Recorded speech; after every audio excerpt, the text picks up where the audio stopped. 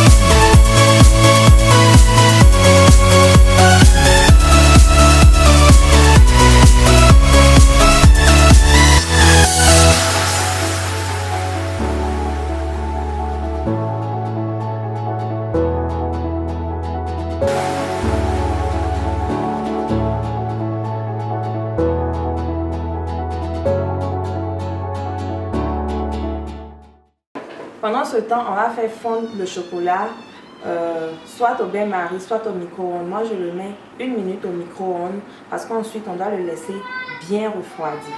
Bon, là, c'est ma plaque à four et c'est un papier en silicone, une feuille en silicone qui ne fond pas. Donc, vous pouvez bien utiliser du papier sulfurisé, aussi appelé papier cuisson, ou tout simplement cette feuille de silicone. Moi, je l'ai juste beurré un peu. Donc, je vais verser mon biscuit.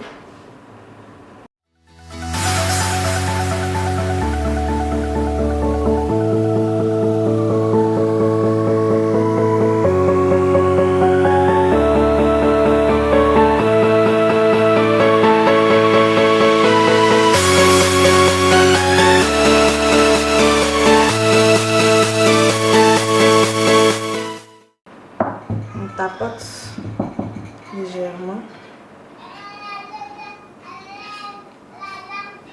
On va mettre au four. Bon, si vous avez des fours numériques, vous mettez à 180, 180 à feu moyen ou bien 220 à feu fort, 8 à 10 minutes, pas plus, 8 à 10 minutes, ça dépend de vos fours. Mais il faut rester vigilant parce que le dorage est très rapide. Pour le nappage, nous avons besoin d'un sirop. Ce sirop va se faire avec une tasse d'eau et 100 g de sucre. Bon, là, le sucre n'est pas assez, donc je vais en rajouter. Voilà. Et on va porter à ébullition, feu doux, pendant 15 minutes.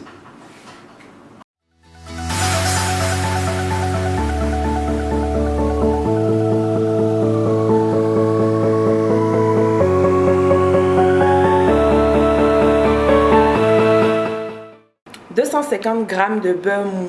Le beurre mou, c'est du beurre que vous avez fait sortir 30 minutes à l'avance de votre réfrigérateur. Ce n'est pas du beurre fondu. Il doit être mou, mais toujours glacé. Parce que pour que la crème pâtissière prenne bien, il faut que tous les éléments soient glacés.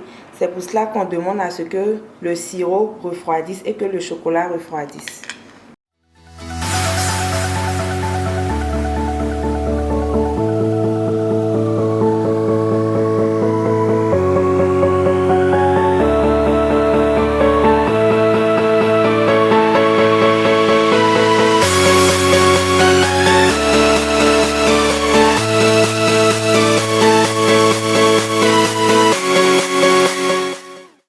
Sortir notre biscuit du four.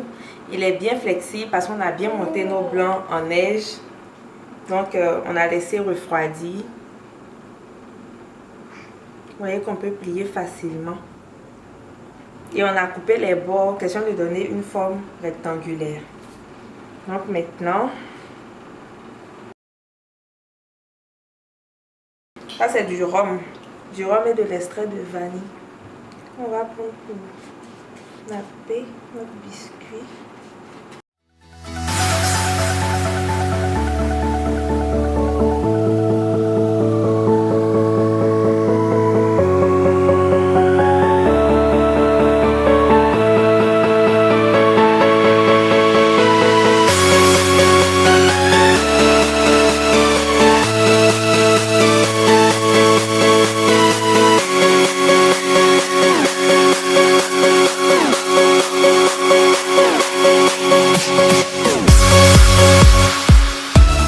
Alors nous revoilà, maintenant nous allons passer à la préparation de notre chip. Le chip noir, certains le font avec du riz noir et d'autres le font avec du riz blanc en ajoutant des champignons séchés.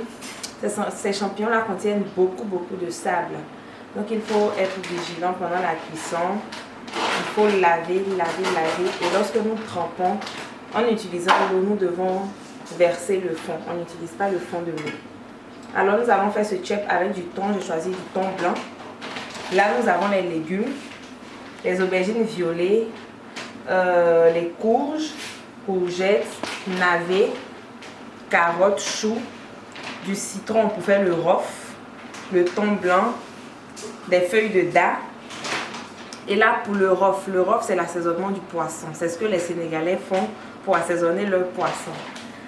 Moi, pour mon rof, j'utilise des feuilles d'oignon, du poireau, du persil, de la menthe, du poivron, des feuilles de basilic, de l'ail. Nous avons aussi besoin d'oignons, de gingembre, de feuilles de laurier, de soumara, de champignons secs, de yette. Le yette, c'est l'escargot fermenté, l'escargot de mer, de sel, du cube poulet, du cube magie, de la moutarde, des feuilles de thym et du poivre. Pour le piment, nous avons besoin bien évidemment de piment et d'ail. Et aussi le riz. Le riz, le chip c'est le riz cassé, mais moi je préfère le riz long grain. Donc voilà, nous avons du riz parfumé long grain. Vous pouvez aussi vous essayer même avec du riz local, avec du riz plusieurs fois cassé ou même avec du riz basmati. Là, nous avons du riz long grain. Là, maintenant, nous allons passer au rof, l'assaisonnement pour fourrer le poisson, pour donner du goût au poisson. Donc, ce sont des épices, c'est de l'ail, c'est des herbes aromatiques. Alors, ça se passe là. On va utiliser du persil.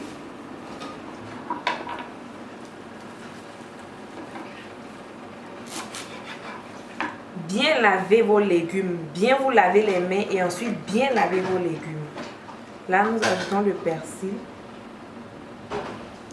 les feuilles de basilic. Il faut noter que pour l'assaisonnement, c'est au choix.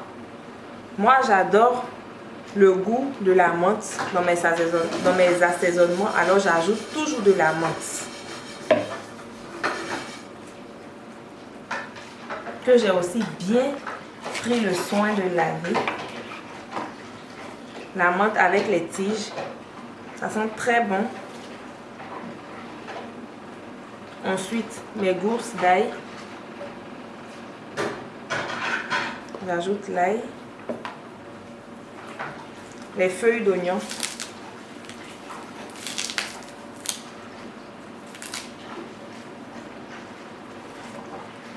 C'est vraiment facultatif, quoi. Le poivron.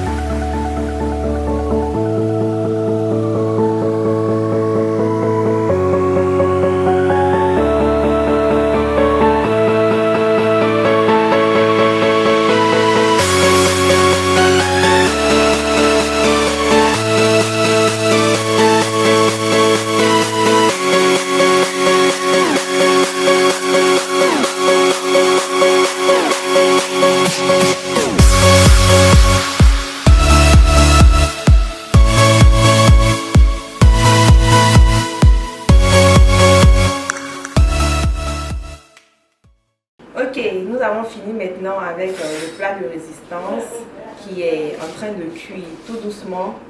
Nous allons passer maintenant à l'entrée, une entrée très simple. On va faire des œufs au fromage et nous allons accompagner ces œufs-là de maïs, de thon émietté et de petits légumes. Bon, on va commencer par les œufs.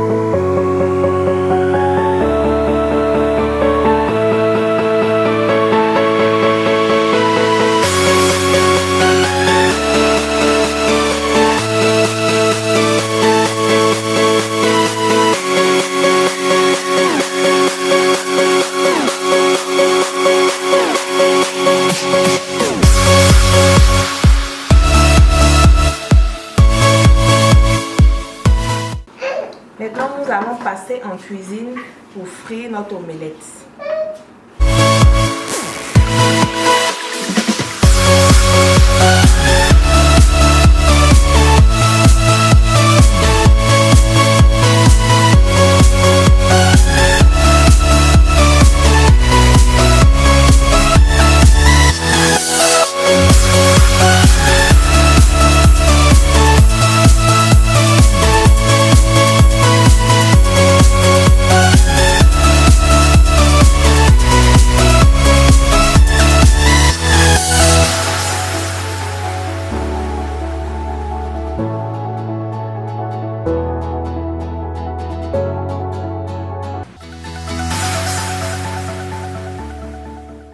La sauce cocktail, c'est un mélange de moutarde, mayonnaise et ketchup.